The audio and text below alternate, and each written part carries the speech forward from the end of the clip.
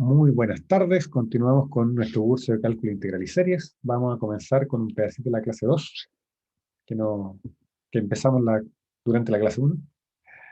Entonces, ¿qué cosa hemos hablado hasta aquí? Recordemos, partimos definiendo lo que era una cota superior, simplemente un elemento en R que es más grande que cualquier elemento que lleve en un conjunto dado A. Y cuando un conjunto dado tenga cota superior, vamos a decir que es acotado superiormente. Para un conjunto A fijo, no vacío, importante, vamos a llamar supremo de A la menor de sus cotas superiores. Y eso quiere decir, esencialmente, que el supremo es una cota superior de A, pero que si yo tengo cualquier otra, es inmediatamente más grande que el supremo. Ahora, como les decía, de alguna manera el supremo da la sensación de que fuera el elemento más grande del conjunto. Ahora, ¿qué es lo que pasa? Que hay conjuntos no vacíos que tienen la mala costumbre de no tener elementos más grandes. Pero si lo tienen, si yo estoy, por ejemplo, en un intervalo cerrado, 0, 1 cerrado, que el 1 pertenece al conjunto y es efectivamente el más grande de todos los que hay, en ese caso vamos a decir que ese conjunto tiene un máximo. Y justamente el máximo es una cota superior del conjunto y que está en el conjunto, y no es nada difícil probar de que si un conjunto tiene máximo, entonces es igual a su supremo. Entonces, en los conjuntos con máximo, efectivamente el supremo es el elemento más grande que le puedo pillar. Ahora, introdujimos un axioma que, como todos los axiomas, no se puede demostrar, sino que más bien creemos que es tan evidente y tan razonable que lo asumimos como cierto, y va a ser que si yo tengo un conjunto no vacío y acotado superiormente, entonces posee un supremo. ¿Sí? Lo que estamos diciendo en el fondo de que tiene que haber una cota superior más chica que todas. Ahora, después de eso, empezamos a ver algunas consecuencias de este axioma del supremo. Lo primero fue introducir una definición, permítanme la palabra, analítica de la función parte entera. Eh, ¿Por qué? Porque el supremo nos lo permite. ¿Qué cosa es la parte entera de un número positivo? Bueno, es simplemente el natural, el supremo sobre el conjunto de todos los naturales que son menores o iguales que ese valor, que ese x. Y les recordaba que cuando uno lo grafica se ve así como una escalerita. Eh, bueno, probamos que, primero que todo, la parte entera era efectivamente un número natural. Y usamos eso para probar de que entonces los números naturales no eran acotados. Y aquí permítanme retomar el punto. Nosotros sabemos que los números naturales son infinitos, no se acaban. Pero ser infinito no es lo mismo que ser no acotado. Entre 0 y 1 yo tengo infinitos elementos, y sin embargo ese sí es un conjunto acotado. Entonces hay que separar esos dos conceptos, y la gracia es que los números naturales no solamente son infinitos, sino que también son no acotados. Justamente eh, esta infinita cantidad de números, estos números que no se acaban, se van haciendo cada vez más grandes en el sentido del tamaño, de lo que entendemos por tamaño, en el sentido de, si ustedes quieren, de su norma, de su valor absoluto. Ahora, con eso vamos a probar una nueva propiedad, que es lo que se llama la propiedad arquimediana, que uno la puede leer de dos maneras, o la puede interpretar de dos maneras más bien. Entonces, leámosla, dice, para todo x positivo, hay un n en los naturales tal que cuando yo multiplico ese n por x, eso es más grande que 1. Entonces uno dice, dos maneras de leerlo. Manera número uno, este n lo coloco acá abajo. Y digo, no importa lo chiquitito que sea x, si yo un entero lo divido cada vez por un n más grande, eso va a ser más pequeño que x. ¿Sí? O, la otra opción de verlo, no importa lo chiquitito que sea x. Si yo lo multiplico por n suficientemente grande, traspaso la unidad. Recuerden que multiplicar por n es lo mismo que sumar n veces. Entonces acá estoy diciendo, no importa los cortitos que sean mis pasos, si yo doy los suficientes pasos, voy a llegar a la meta. ¿Ven? Es como, casi parece una fábula. Entonces, la demostración de esto es bastante sencilla en función a lo que hemos hecho antes. Entonces, pasa por lo siguiente, fíjense lo siguiente. Miren bien, por contradicción,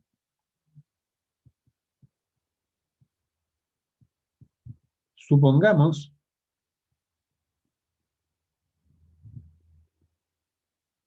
que el conjunto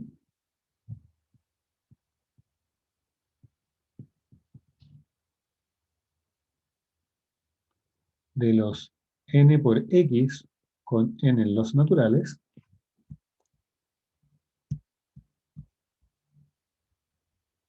¿sí? Ese conjunto está acotado por 1.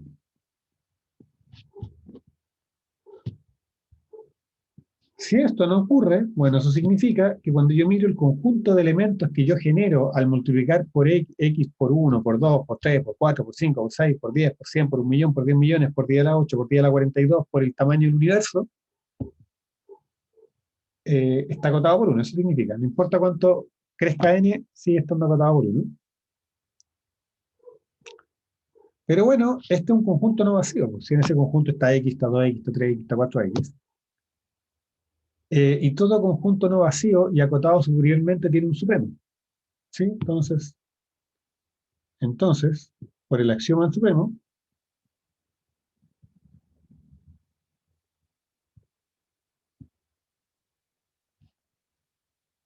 ese conjunto nx con n en los naturales tiene un supremo L. ¿Y qué significa que tenga un supremo L? Significa que para todo n en los naturales, n por x tiene que ser más chico que L, ¿o no? Ah, pero eso es equivalente a decir, como x es estrictamente mayor que 0, que n es más chico que L partido por x. Y fíjense bien,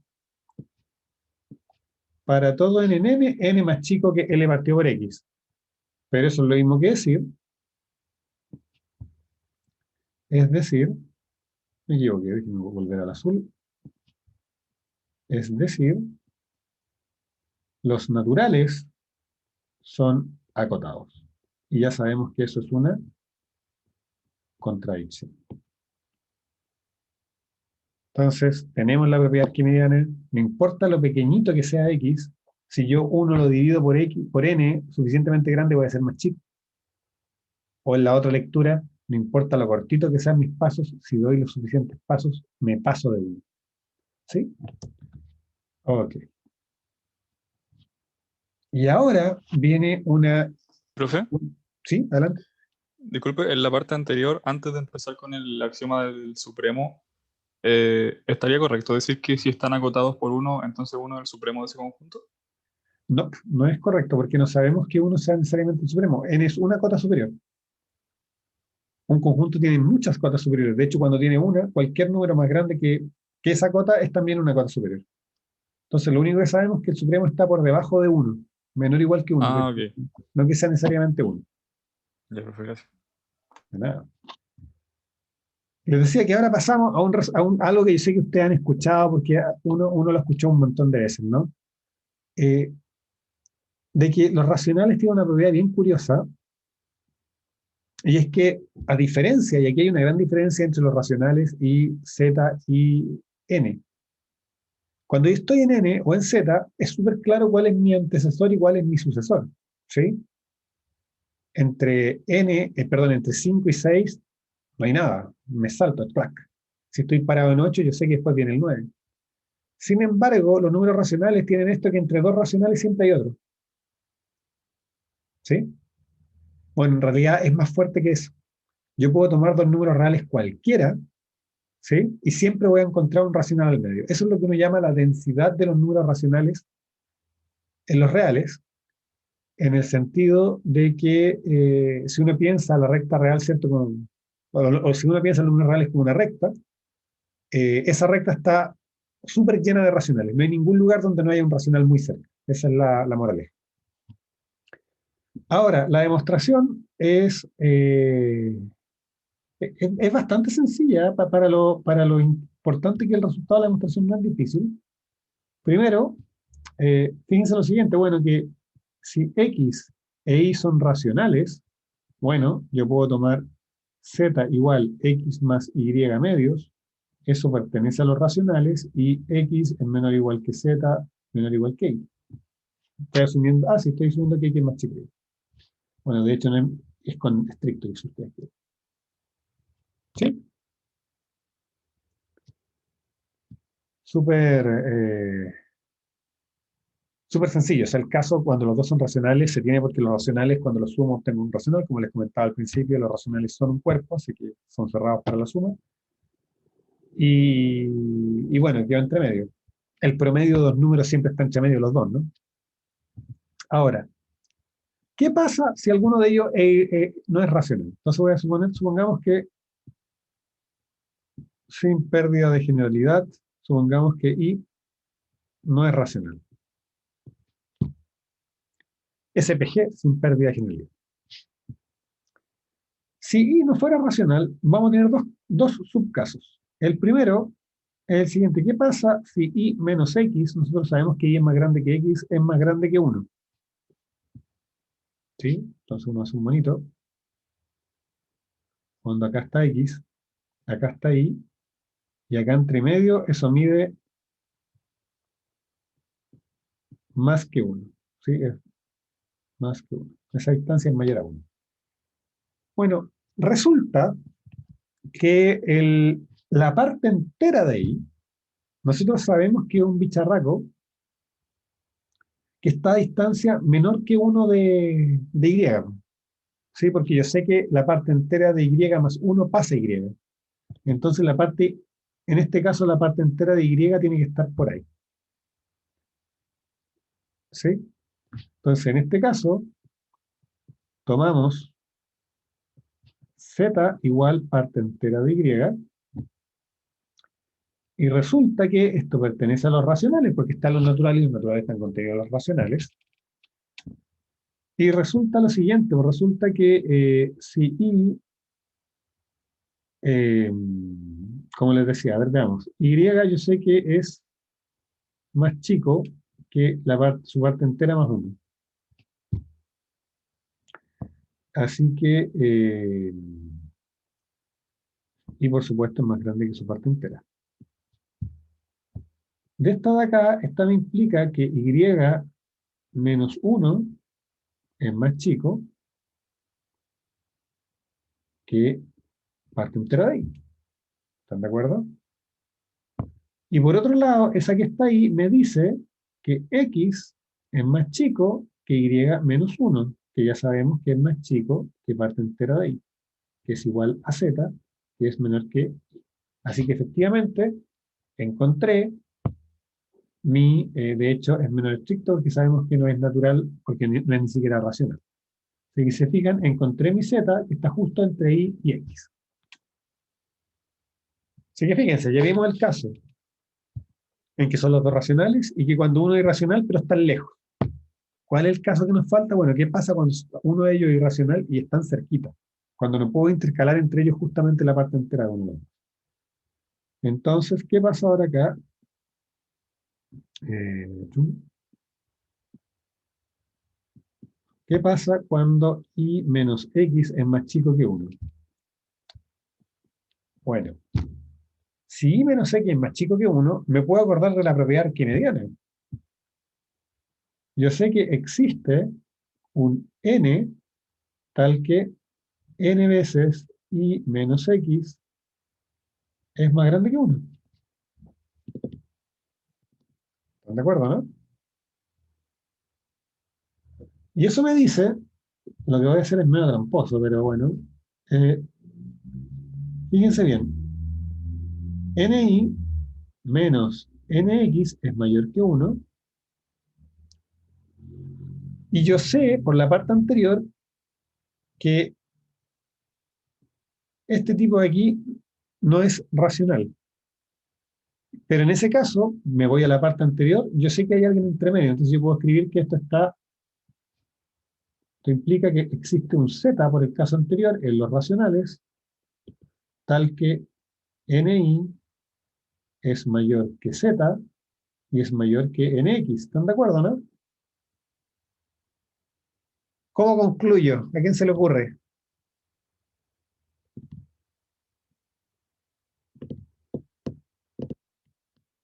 ¿Mm?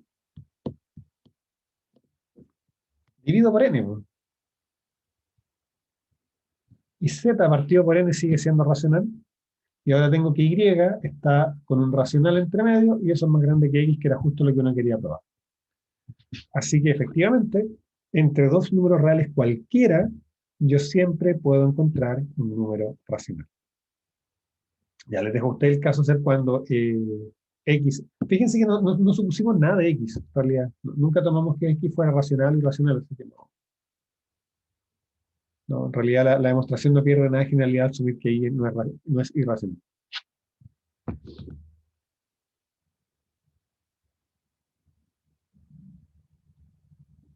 De hecho, incluso si Y fuera racional y X no, el mismo argumento que acabamos de hacer también vale. Da lo mismo. Realmente da lo mismo. Ok, bien.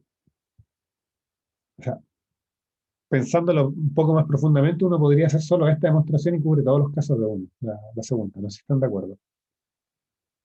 Que esto también vale para el caso racional, solamente que para el caso racional, de los dos racionales, uno dice, chuta, toma el promedio, es como obvio hacerlo, pero si se fijan acá, en ningún caso sé que alguno de los dos era efectivamente irracional. Para nada. Ok. ¿Alguna pregunta hasta ahí? ¿No? Ya. No, Entonces perdón. ahora, perdón, sí, Ah, que no. No hay pregunta. súper.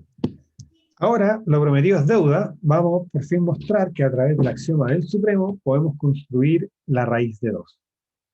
Y uno con eso se queda tranquilo y dice, seguramente todo lo otro irracionales pasa algo similar.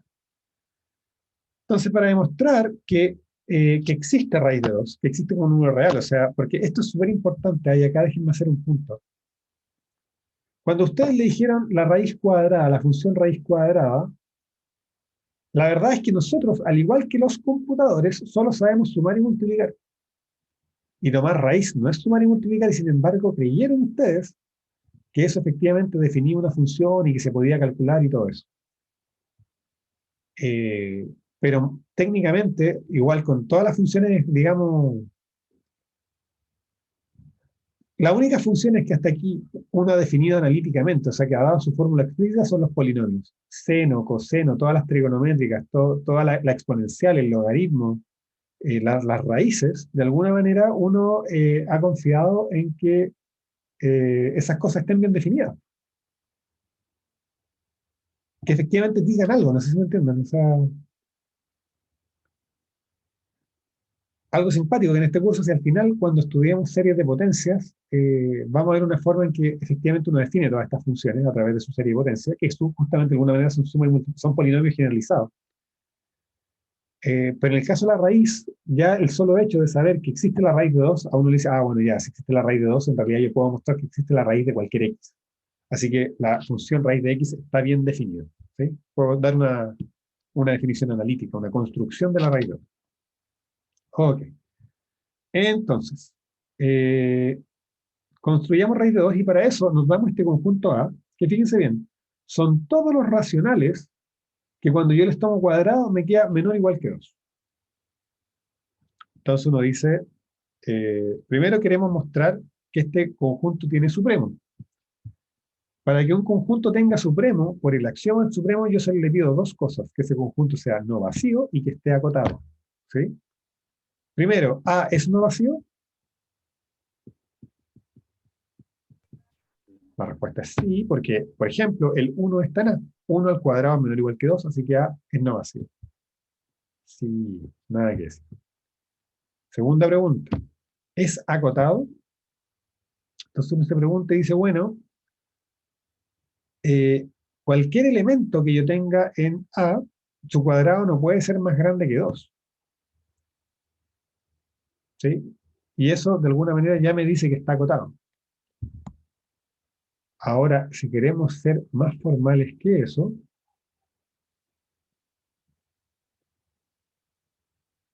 eh, uno acá puede usar su conocimiento de la función cuadrática.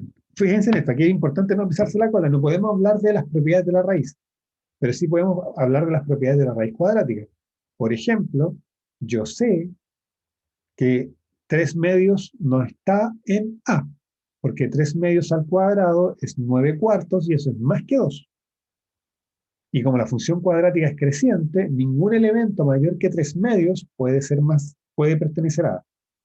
Eso me dice que 3 medios es una cota superior de A y por lo tanto A es un conjunto no vacío y acotado superiormente, así que tiene supremo. ¿Ya?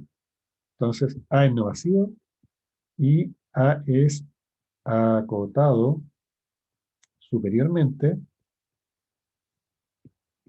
pues 3 medios no pertenece a A y por el crecimiento, fíjense bien, de x cuadrado para todo y mayor que 3 medios, y no pertenece a A, y eso implica que A, no, ahí no, porque le puse acotado, ahí está, ¿ya? Para todo y mayor que 3 medios, y no pertenece a A. Así que listo, eso nos dice que A está de 3 medios para atrás, por lo menos está acotado, así que con esas dos cosas, el axioma del supremo implica entonces que A tiene supremo y lo denotamos S. ¿Ok? Primer paso. Ahora, Profe, ¿sí? ahí en lugar de 3 medios podría ser cualquier otra cota. Cualquier otra cosa podría ser 2. Ya. 2 al Ya. cuadrado es 4, facilísimo. Y sabemos que y al cuadrado es creciente. Entonces, si en 2 ya no cabe, cualquier cosa que esté más allá de 2 sabemos que no va a caber tampoco. Ya. Es como demostrar por el argumento más que por cuál es el número específicamente. ¿No me piden eso? Exacto. Sí, en realidad, Ya, gracias. cuando yo quiero probar que algo tiene el supremo, necesito solamente decir que tiene alguna cota. Podríamos poner ahí 10 Ya. millones y da lo mismo. Y ahí es donde uno estresa mucho tu pregunta anterior, de que efectivamente tener una cota no me dice nada sobre el supremo, Sí, po. solo que está por abajo. Y buena parte de lo que uno hace en matemática es de repente calcular cotas para llegar a cotas más eficientes de un supremo, por ejemplo. ¿Sí? Cotas más significativas. Entonces, eh, bueno, en otro contexto, por ejemplo, en finanzas, uno sabe que las pérdidas globales no pueden ser más que toda la plata que hay en el mundo. Entonces uno podría decir que las pérdidas están acotadas y trabajar todo como que fueran cosas acotadas. Pero ¿qué es lo que pasa? Que si uno aplica la teoría con esas cotas, llega a puros resultados que no dicen nada, que son poco informativos. Entonces, pero para este caso queremos solamente mostrar que existe el Supremo, solo necesitamos decir que una cota da lo mismo que sea poco informativa, irrelevante. Ahora, lo que vamos a hacer en los siguientes pasos es probar que este supremo al cuadrado no puede ser menor estricto que 2, que este supremo al cuadrado no puede ser mayor estricto que 2, y que por lo tanto tiene que ser igual a 2. Pero si s al cuadrado vale 2, eso significa que s es justamente lo que uno llama raíz de 2. ¿Por qué es la raíz de 2? La solución a esta ecuación. No sé si están de acuerdo. ¿Sí? Pero la gracia, y cuál es la gran diferencia? ¿Cuál es la gran diferencia? Simplemente decir, bueno, esto es la solución a esto, es bueno, ¿y por qué esta ecuación tiene solución? ¿Notan la diferencia? Típicamente uno cuando ustedes son más jóvenes e inocentes, uno dice, no, miren, la raíz cuadrada se define como la solución a esta ecuación. Y después de haber pasado a álgebra, que vienen números complejos, deberían saber que no cualquier ecuación tiene solución, ¿no? X cuadrado igual menos 1 no tiene solución en R. ¿Por qué este tendría que tenerla? Bueno, la verdad es que aquí mostramos que la tiene porque la encontramos. La solución a esta ecuación es el supremo de ese conjunto. Entonces, a ese elemento le vamos a llamar raíz de 2. Al supremo de este conjunto que resulta ser la solución de esta ecuación. ¿Ok? Entonces, aquí el argumento no es difícil. Pasa lo siguiente, miren. Si esto ocurre, si ese cuadrado es menos estricto que 2, vamos a mostrar que entonces existe algún epsiloncito positivo tal que s más epsilon al cuadrado también es menos estricto que 2. ¿Ya? ¿Y cómo prueba eso? Uno dice, bueno, mira,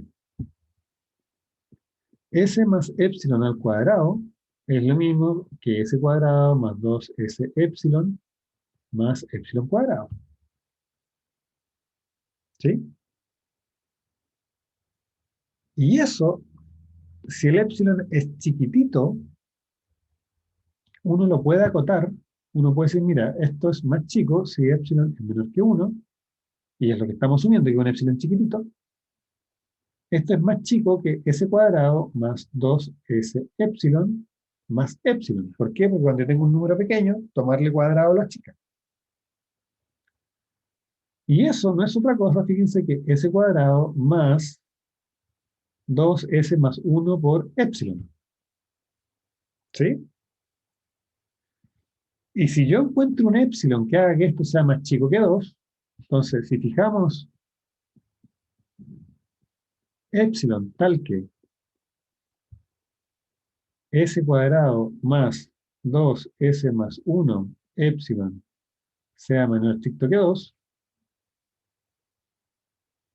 entonces va a ser cierto que ocurra esto que está acá. Va a ser cierto entonces que eso pasa. Ahora, ¿por qué yo puedo escogerlo así? Porque como yo sé que S cuadrado es menor estricto que 2, yo lo puedo pasar restando y esto me queda que epsilon es igual a 2 menos S cuadrado partido por 2S más 1. Esa cantidad que está ahí es positiva. ¿Sí? Ok. Entonces, ahora, ¿qué es lo que ocurre? Fíjense bien. Acabamos de mostrar que si esto pasa, entonces esto tiene que pasar. ¿Ok? ¿Y por qué no nos gusta que esto que está aquí pase? Voy a escribir con rojo. Si esto pasa, fíjense bien lo que ocurre. Tengo S y S más epsilon. Voy a hacer un bonito. Acá está S más epsilon. ¿Y qué puedo encontrar yo acá al medio? ¿Quién me lo dice? ¿Qué hay entre dos números reales cualquiera? Racional. Un racional. Un racional, ¿cierto? Y como la función raíz cuadrada, perdón, no raíz cuadrada, sino que la función cuadrática, x al cuadrado es creciente, si acá valgo menos que 2, en este punto también, ¿o no?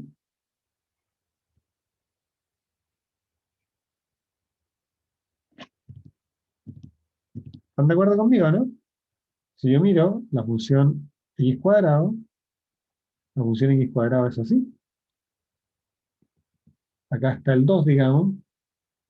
Si me paro en cualquier punto en que valgo menos que 2, antes que él también valgo menos que 2, porque la función x cuadrado es creciente. Entonces, si yo tengo que en ese punto mi función x cuadrado es menos chica que 2, encontré un racional, que voy a llamarle q, a ese racional q donde mi función vale menos que 2. Pero ese racional q es más grande que ese, lo que no puede ser porque ese era el supremo de todos los racionales que tenían que cumplían esa propiedad. ¿Sí? Repito, lo voy a escribir en otra hojita mejor. Entonces, estamos en 2 todavía. Vimos, ¿cierto?, que S más epsilon al cuadrado era menor que 2 con un epsilon positivo. Y acabamos de decir que eso implica que existe un Q racional tal que S es más chico que Q, es más chico que S más epsilon. Bueno, y eso implica que S cuadrado es más chico que Q cuadrado, más chico que S más epsilon al cuadrado, y eso es más chico que 2. Entonces, este Q que yo encontré pertenece a A, porque A son todos los racionales que al cuadrado son más chicos que 2. Ah, pero eso es una contradicción, porque resulta que ese es el supremo de A. Y eso implica que Q tiene que ser menor o igual que S, y acá encontré un Q mayor estricto que S. ¿Sí? Contradicción. Así que, ¿qué es lo que acabamos de concluir? Por lo tanto, S cuadrado tiene que ser mayor o igual que 2.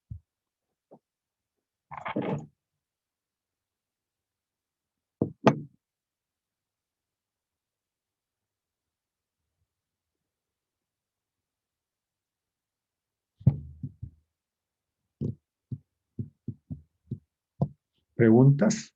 Si ustedes se fijan, El argumento que usamos para ver que existe este epsilon que pasa esto es un argumento de continuidad. ¿Por qué? Miren, voy a hacer un monito.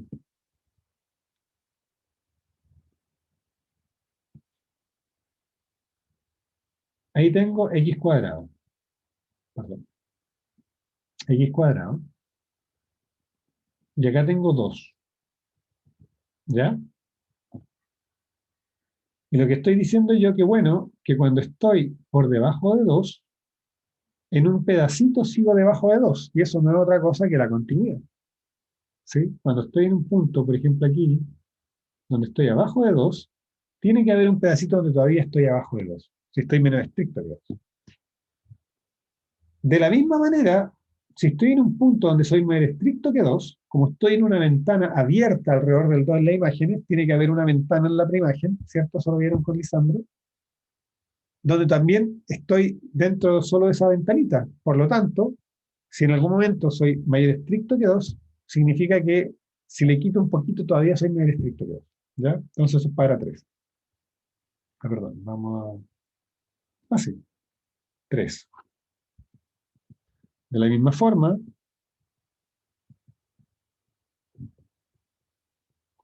existe un epsilon pequeñito en 0,1, tal que estoy entre ahora. Suponemos que ese cuadrado es más estricto que 2. Si eso pasa, entonces yo le puedo quitar un epsiloncito a ese y todavía ser más grande que 2. ¿Sí?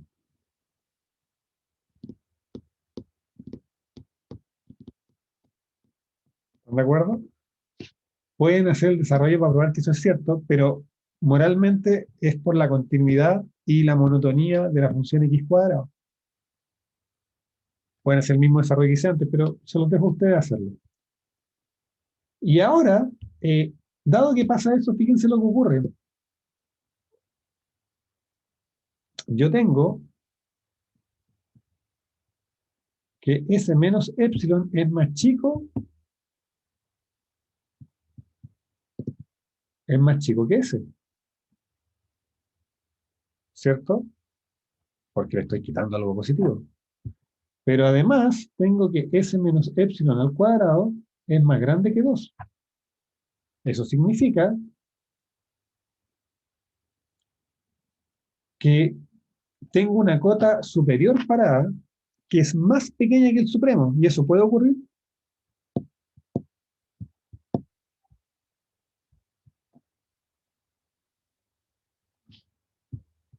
Fíjense, esto que está acá me implica que S menos epsilon es cota superior de A. ¿Por qué? Porque x al cuadrado es creciente. Y si tengo que en A solo hay tipos que están, cuya imagen está antes que 2, significa que A está a la izquierda de este S menos epsilon.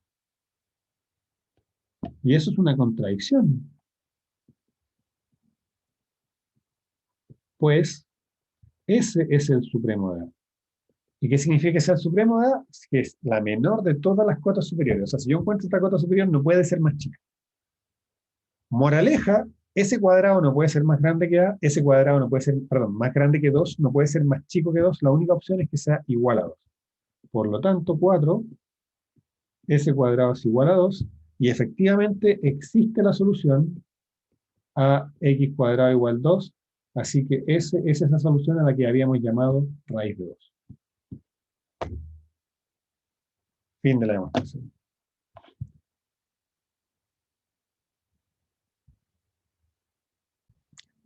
Bien, continuamos. Vamos a comenzar con la clase 3. Y ahora vamos a, bueno, como acabamos de hacer clase, nos vamos a saltar, ¿cierto? Todo lo que vimos sobre la axiomática del supremo, el axioma del supremo y sus consecuencias. Y vamos a empezar a hablar de sucesiones. Y sucesiones nos van a acompañar por el resto del curso y a ustedes los van a acompañar por el resto de sus estudios de matemáticas. Siempre van a aparecer las sucesiones. Entonces, ¿qué cosa es una sucesión? Una sucesión es simplemente una función cuyo dominio son los números naturales. O sea, uno podría decir, mira, una sucesión es una f que va de los naturales y que va a los reales. ¿Sí? O sea que a cada n le asigna un valor f de n. Ahora, típicamente las sucesiones no se anotan como función, sino que uno las anota como listas y va a decir, esto lo voy a llamar yo un f sub n o un x sub n. ¿Sí? Y esencialmente yo voy a pensar en sucesiones, puedo pensarlo de varias maneras. Primero, puedo pensarlo como una lista infinita. ¿Sí? Una lista, pero en el sentido de una lista, ¿sí? En el sentido de que hay un elemento, después otro, después otro, después otro. No se acaba nunca, pero está indexada por los naturales. Entonces, está bien definido el orden en la lista. ¿Sí? O yo puedo pensarlo, si ustedes quieren, como una especie de generalización de R a la N. ¿Se acuerdan? En la álgebra lineal estudiamos R a la N eran estas tuplas de tamaño N. Bueno, ¿qué pasa si la tupla la hago y que no se acabe nunca? Bueno, eso también podría pensar que es una sucesión. ¿Ok? Entonces, algunos ejemplos de sucesión. Bueno, la sucesión a sub n, menos 1 a la n. ¿Qué quiere decir esto que está acá? Esto quiere decir que para cada n, a sub n se calcula como tomar menos 1 y elevarlo a n. Entonces, por ejemplo, acá yo voy a colocar a sub n, perdón, al revés, voy a colocar acá para n y acá a sub n. ¿Saben qué? Lo vamos a hacer mejor. Vamos a hacer más grande la tablita. Aquí vamos a colocar n, aquí vamos a colocar a sub n, aquí vamos a colocar b sub n y acá vamos a colocar xn. Entonces, miremos. Por ejemplo, cuando n vale 0, a sub n vale menos 1 a la 0. Y menos 1 a la 0 es 1, porque todo número a la 0 vale 1. Cuando n vale 1, a sub n es menos 1 a la 1, y menos 1 a la 1 es menos 1. Cuando a sub n vale, perdón, cuando n vale 2, a sub n es menos 1 al cuadrado, y menos 1 al cuadrado es 1. ¿Sí? Y así sucesivamente. ¿Qué pasa? Acabo de colocar 3, 4, ya, hasta ahí nos cayó nomás la tabla. ¿Qué pasa ahora con a sub n cuando n vale 3? Bueno, cuando n vale 3, a sub n vale menos 1 a la 3, eso es menos 1. Y cuando n vale 4, a sub n vale menos 1 a la 4, y eso es 1. O sea, me doy cuenta que si bien a sub n tiene una fórmula que es menos 1 a la n, rápidamente uno se da cuenta que simplemente pasa de 1 a menos 1, de 1 a menos 1, de 1 a menos 1. Es una sucesión que va saltando, tuk, tuk, sube, baja, sube, baja, sube, baja.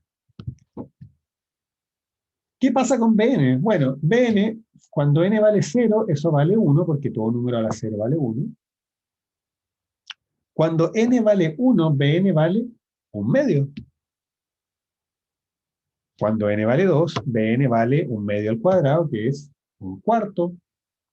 Cuando Bn vale 3, vale 1 medio al cubo, que es 1 octavo. Y cuando n vale 4, Bn vale 1 sobre 16. ¿Están de acuerdo? Y por último, ¿qué pasa con xn? Bueno, miro xn y me doy cuenta que cuando n vale 0, vale, arriba me queda 1 y abajo me queda menos 2, así que es menos 1 medio. Cuando n vale 1, eso vale, arriba me da 2 y abajo me da 3 menos 2, eso es 1, así que es 2. Cuando n vale 2, arriba me da 3 y abajo me da 3 por 2 son 6 menos 2 son 4, así que 2 cuartos, o 4 cuartos, perdón. 3 cuartos. Debería anotar al tiro el numerador, después se me olvida. Cuando n vale 3, el numerador es 4 y el denominador es 3 por 3 son 9, menos 2 son 7. Y cuando n vale 4, el numerador es 5 y el denominador es 3 por 4 son 12, menos 2 son 10.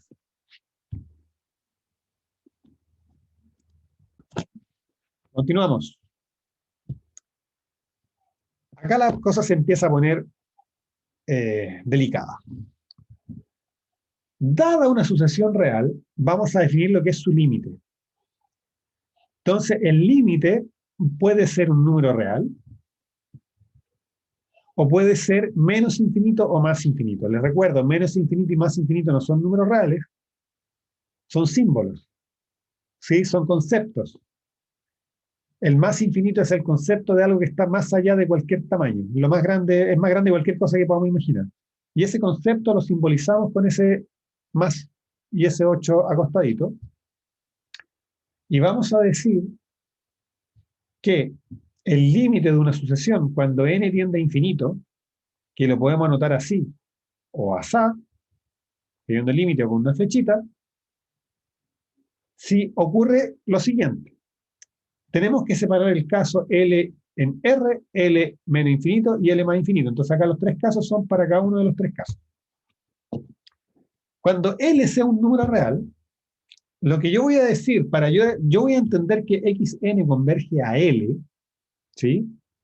Voy a entender eso si cuando yo me doy cualquier épsilon positivo, cualquier cantidad, por chiquitita que sea, yo puedo encontrar algún natural n0 que puede depender de épsilon, ¿sí? Para épsilon distinto va a ser distinto, pero lo importante es que si yo miro los índices después de ese n0, todos los elementos de la sucesión están a distancia menor que épsilon de L, ¿sí?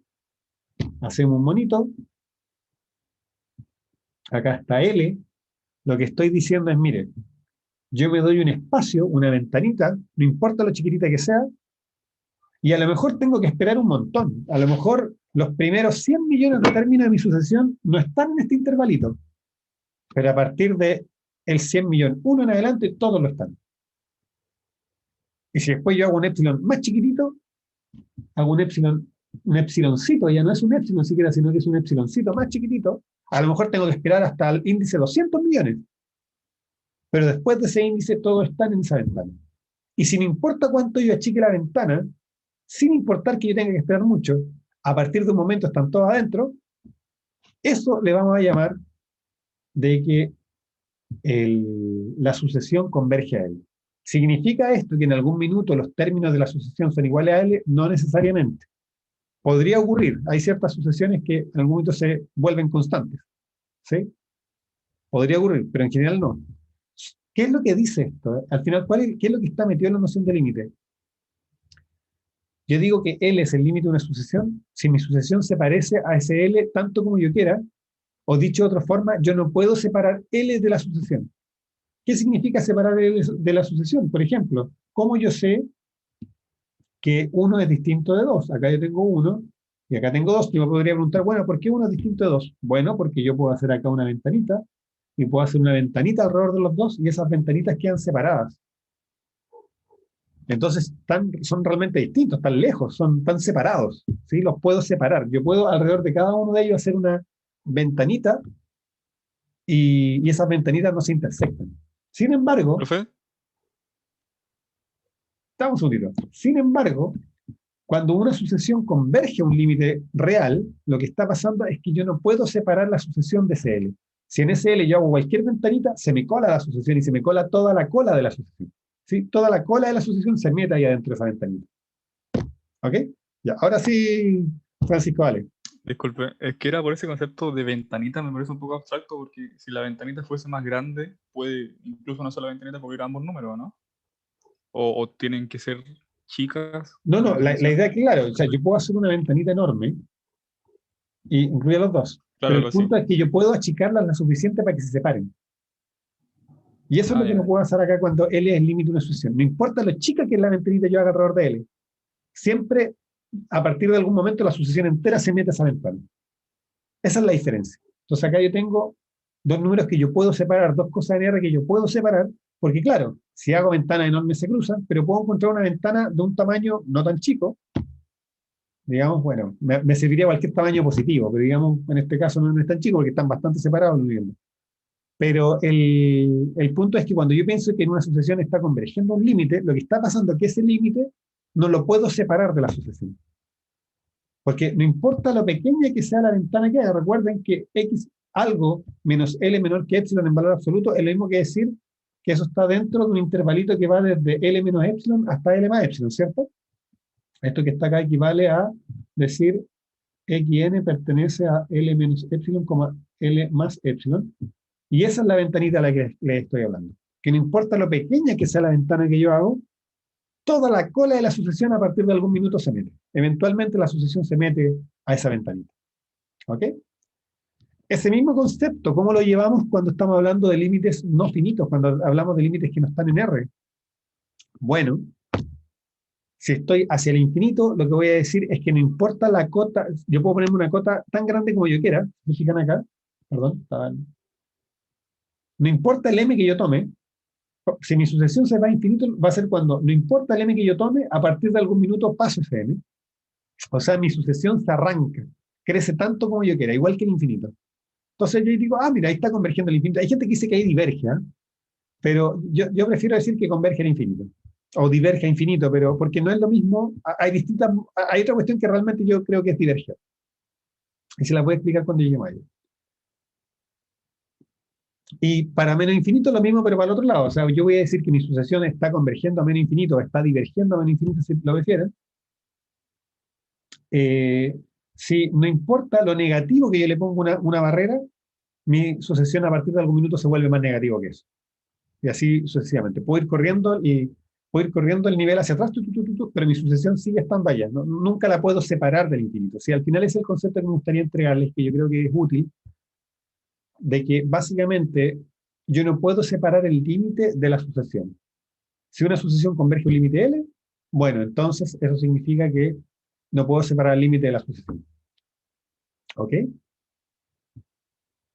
Hagamos un ejemplito y con eso terminamos por ahí. Lo primero, estábamos en el caso AN. Les recuerdo que A sub n era menos 1 a la n, y nosotros vimos que esta muchachita lo que hacía era lo siguiente. Lo voy a hacer con un monito. Acá está menos 1 y acá está 1. Y lo que hacía era saltar así, ¿no? ¿Sí? Si yo mirara, parto acá, para acá, para acá, para acá, para acá, para acá, para acá, para acá, para acá, para acá, para acá, para acá, para acá, para acá, hasta el infinito. Para siempre. Esa sucesión se queda rebotando ahí. Yo les pregunto, ¿hay algún instante donde la sucesión se quede cerca de un solo punto para siempre? Entonces, hay cosas claras. Por ejemplo, si esta sucesión tuviera límite, tendría sentido que yo dije, ah, miren, la sucesión está convergiendo a este L. Y la respuesta es claro que no, porque si yo hago esa ventana alrededor de cualquier L más grande que 1, veo que la sucesión nunca está ahí. Así que uno dice, ah, ya parece ser que si esta sucesión tuviera límite, su límite no puede ser más grande que 1. Y por la misma razón, si yo tomo un límite más chico que 1, tampoco me sirve. Ah, entonces uno piensa, ah, a lo mejor el límite tiene que ser 1 o menos 1. Pero fíjense lo que ocurre. Si yo pienso ya, supongamos que el límite fuera 1, eso significa que yo puedo hacer aquí una ventana y a partir de algún momento mi sucesión se queda para siempre acá. Les pregunto, ¿esta sucesión se queda para siempre alrededor de 1 en algún minuto? ¿O siempre después vuelve a saltar a menos 1? Siempre vuelve a saltar a menos 1. Siempre vuelve a saltar a menos 1, así que el límite no puede ser 1, de la misma forma el límite no puede ser menos 1, y ahí uno ve que en realidad esta sucesión no tiene límite. Y esto es lo que les digo yo, que esto para mí es algo que diverge, porque nunca se estabiliza. Estoy de acuerdo que estabilizarse en infinito se ve medio feo, pero algo se está yendo, pues, ¿sí? ¿Profe? Pero ¿Sí? podría pasar que una sucesión hiciera esos saltos así como por, no sé, 1 millón de números y después se quedara en un número. ¿Cómo hay forma de A- saberlo si nosotros trabajamos con absolutamente, problemas numéricos? absolutamente podría pasar. Absolutamente podría ¿Sí? pasar. Eh, que oscile un rato y después se estabilice. Absolutamente. No, eso es caso a caso. Mira, voy a hacer un ejemplito extra por tu pregunta. Muy sencillo. ¿Qué pasa con esta sucesión? ¿Qué le voy a llamar ahora? No quería asegurar eso. Le voy a llamar a sub n tilde. A sub n tilde va a ser, fíjense bien, menos 1 a la n dividido por n. Esa también oscila. Bueno, ahí tengo que tomar n mayor que 1, sea. Si no, no está definida, pues, no puedo ir por cero. Esa también oscila, o sea, primero vale, fíjense bien, ¿cuáles son sus primeros valores? Parte valiendo menos 1, esto es a sub 1, a sub 2, ¿cuánto vale, Francisco?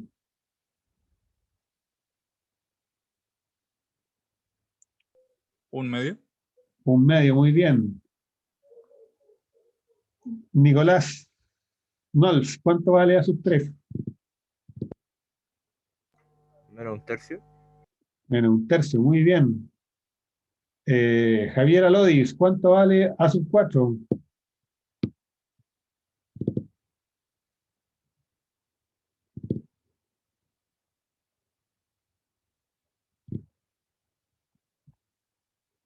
No está Javier Alodis, ya. Antonia, ¿cuánto vale a sub 4?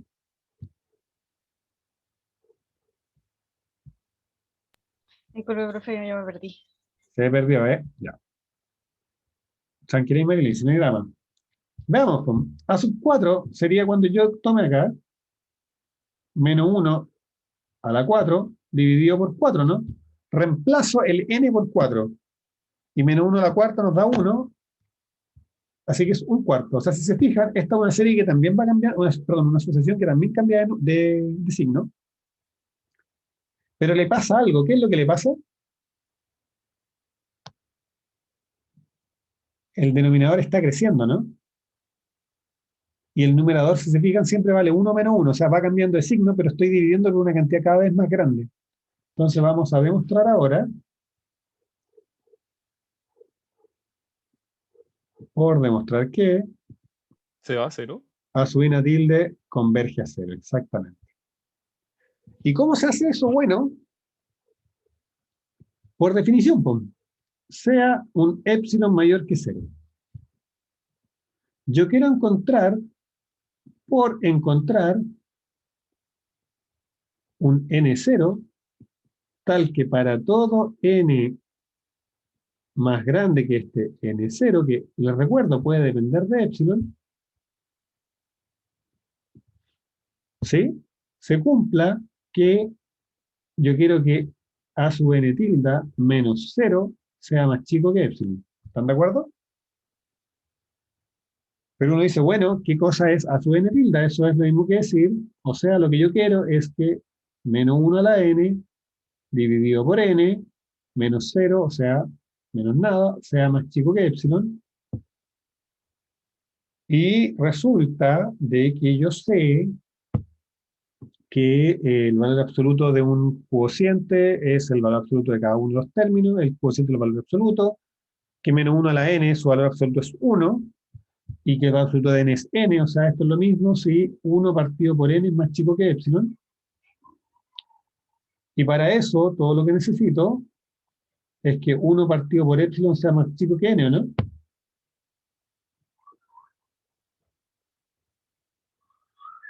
Entonces, voy a insertar una hojita. Entonces, si tomo, fíjense bien, n0 de epsilon, fíjense bien, lo que yo quiero, esto va a ser cierto, mi desigualdad que define el límite, yo tengo que para cualquier epsilon, a su n menos 0 va a ser más chico que epsilon, si n es más grande que este número. Pero n es un natural y este no tiene por qué serlo. Ah, pero yo sé, yo conozco un natural que es más grande que ese. Y ese natural es lo que llamamos, chan, chan, chan, chan, 1 partido por epsilon, parte entera, pero ese era más chico, más 1. Si tomo Sn0, entonces, para todo n más grande que ese n0, que ven que depende explícitamente de epsilon, se cumple que a sub n tilde menos 0 es más chico que epsilon. Entonces volvemos atrás, fíjense bien. ¿Y qué fue lo que encontramos? Que para un epsilon cualquiera, yo puedo encontrar un n0 de epsilon, tal que si soy más grande que ese n0, toda mi sucesión está a una distancia menor que epsilon del candidato al límite. Conclusión, a sub n tilde converge a 0. Ahora, yo sé, tú podrías decir, Francisco, ya, pero igual esa oscilaba poquito, pues si fíjese, ¿no? Era menos 1, un medio, se iban achicando las oscilaciones. Uno puede jugar, o sea, por ejemplo, acá en menos 1 a la n yo podría colocar un n, y acá podría colocar un n cuadrado más 1, por ejemplo. Y con eso va a oscilar un poco más, va a ser un poco más violento y al final igual va a converger a 0. ¿Ya?